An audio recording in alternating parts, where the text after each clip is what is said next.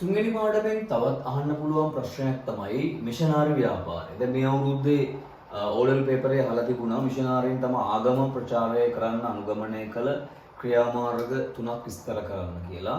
ඒ අනුව ඉංග්‍රීසියෙන් තම ආගම ප්‍රචාරය කරන්න අනුගමනය කළ ක්‍රියාමාර්ගයට අපි කියනවා මිෂනාරි ව්‍යාපාරය කියලා. ඒකට ඔවුන් තමන්ගේ ආගම ප්‍රචාරය කරන්න London Baptist Wesleyan American church වශයෙන් සමාගම් පහක් යොදාගෙන ලංකාව ප්‍රදේශවලට බෙදාවෙන් කරලා දීලා විධිමත් විදිහට තමන්ගේ ආගම ප්‍රචාරය කරනවා. එතකොට ඔවුන් නැත්නම් මිෂනාරීන් තමන්ගේ ආගම ප්‍රචාරය කරන්න අනුගමනය කළ ක්‍රියාමාර්ග අතර එකක් තමයි ලේඛන මාධ්‍ය. ඒ අනුව ඔවුන් මුද්‍රණාල පටන් අරගෙන ඒ වගේ බයිබලය ඇතුළු පොත්පත් සිංහලට පරිවර්තනය කරලා බෙදා හැරියා. ඒ අතර විශේෂයෙන් චර්ච් මිෂනාරි සමාගම මාසික තෑග කියන පොත මුද්‍රණය කරලා බෙදා හැරිනවා. ඊළඟට ආගමික පුස්තිකා සංගමයේ ලංකා නිධානය කියන පොත මුද්‍රණය කරලා බෙදා හැරියා. ඊළඟට බැප්ටිස්ට් මිෂනාරි සමාගම විසින් උරගල කියන පොත මුද්‍රණය කරලා බෙදා හැරියා. අපි ඒකට කියනවා ලේඛන මාධ්‍ය. පොත්පත් මුද්‍රණය කරලා බෙදා හැරියා. ඊළඟට තමන්ගේ ඔහුගේ ආගම ප්‍රචාරය කරන අනුගමනය කළ ක්‍රියාමාර්ග අතර එකක් තමයි දේශන මාධ්‍ය. ඒ අනුව මහජනතාවගේ අවසන ස්ථානවලට ගිහිල්ලා දේශන පවත්වමින් ඔවුන් බෞද්ධ හා හින්දු ආගමේ වත්පිළිවෙත් දැඩිව විවේචනය කරා.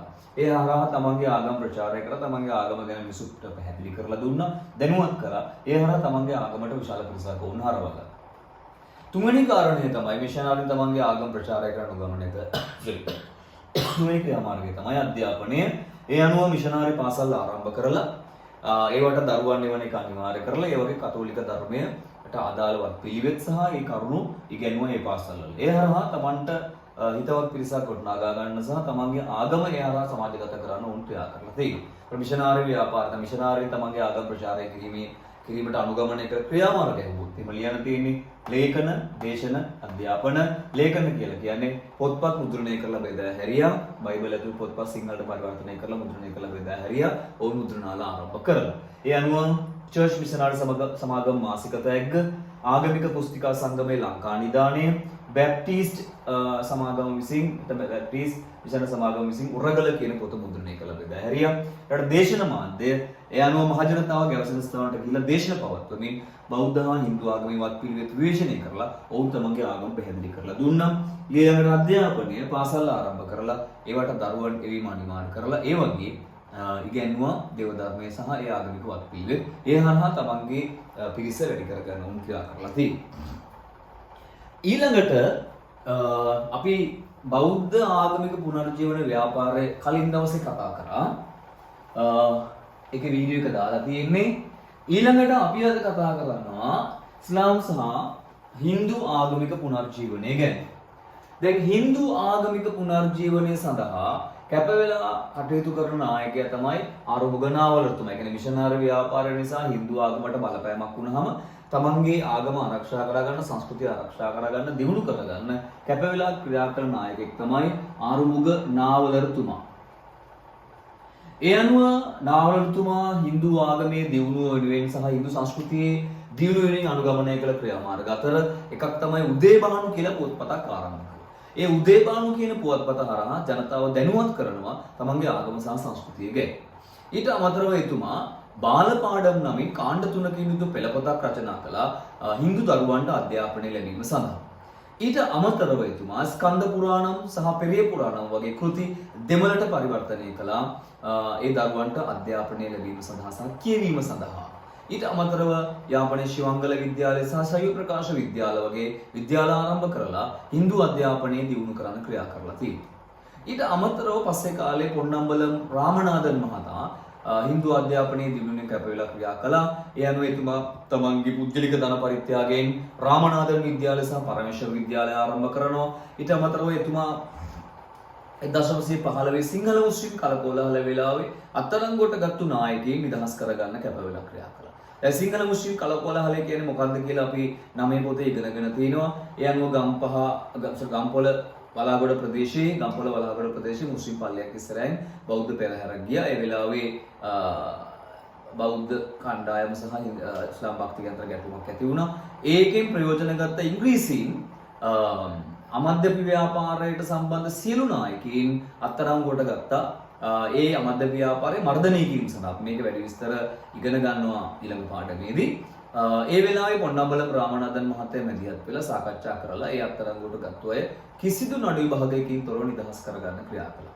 ඒ වගේම පොන්නම්බලම් අරුණාචලම් මහතාත් ඒ හින්දු අධ්‍යාපනයේ දුන්නේ ක්‍රියා කළා. තන විශේෂයෙන් එතුමා 1919 ලංකා ජාතික සංඝයේ ප්‍රථම සභාපතිවරු වශයෙන් පත් වෙනවා. හරි මම අභව කියනවා හින්දු ආගමික පුනර්ජීවනයේ කැපවෙලා ක්‍රියා කරන නායකයා තමයි අරුමග නාවලතුමා. එතුමා උදේබානු කියන පුවත්පත ආරම්භ කරනවා. ඊට අමතරව බාල පාඩම නමින්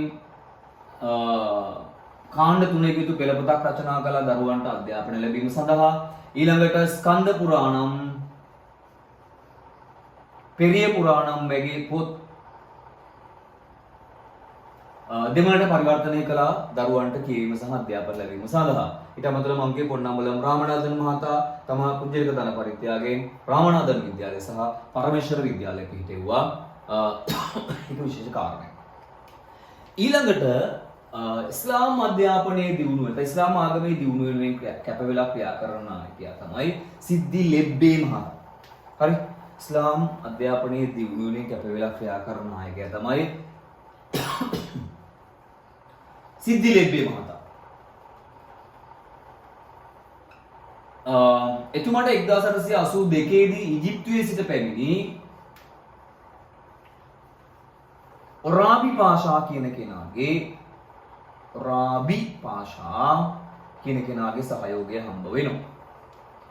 ඒ අනුව සිද්දි ලෙබ්බේ මහතා ඉස්ලාම් අධ්‍යාපනයේ දියුණුවේ ක්‍රියා කරනවා.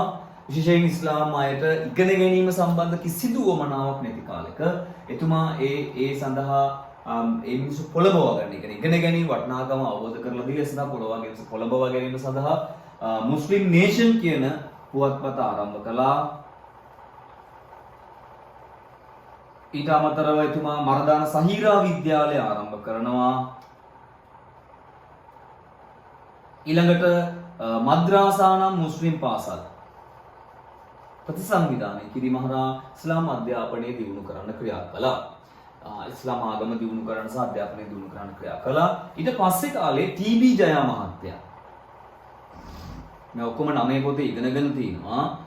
මරදාන සහීරා විද්‍යාලයේ විදුහල්පතිවරයා වෙලා එතුමා ඉස්ලාම් අධ්‍යාපනයේ දියුණුව වෙනුවෙන් කැප වෙලා ක්‍රියා කළා පස්සේ කාලෙදී. හරි මම අපහු කියනවා ඉස්ලාම් අධ්‍යාපනයේ දියුණුව වෙනුවෙන් කැප වෙලා ක්‍රියා කරන සිද්දි ලෙබ්බේ මහතා. ඒ සඳහා ඔහුට 1882 ඊජිප්තුවේ සිට පැමිණි ඔරාබි පාෂා නැමැත්තාගේ සහයෝගය හම්බ වෙනවා. ඒ අනුව සිද්දි ලෙබ්බේ මහතා ඉස්ලාම් අධ්‍යාපනයේ දියුණු කරන්න අනුගමනය කළ ක්‍රියාමාර්ග තමයි මුස්ලිම් නේෂන් කියන පුවත්පත ආරම්භ කරනවා. ඊළඟට මරදාන සහීරා විද්‍යාලය ආරම්භ කරනවා.